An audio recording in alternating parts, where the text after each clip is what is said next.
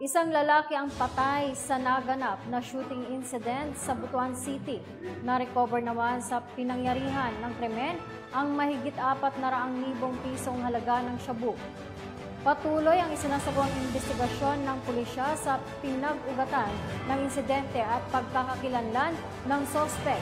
Nakatutok dyan si Patrolwoman Lizelle Mola.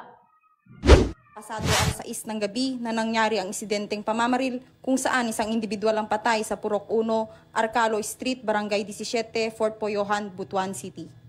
Kinilala ang namatay na biktima na si Jonathan Lincuna, 29 anyos at residente ng Emenville Subdivision, Barangay Ambago, Butuan City.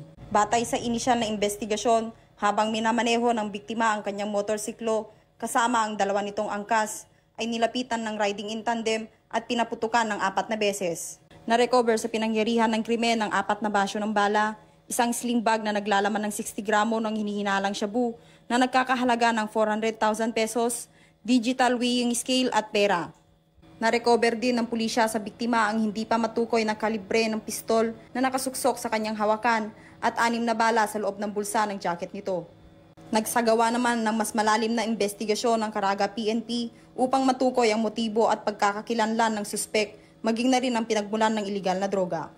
Mula rito sa Police Regional Office 13, ako ang inyong PNN correspondent, Patrolwoman Lizelle Mola, alagad ng batas, tagataguyod ng Balitang Pulis.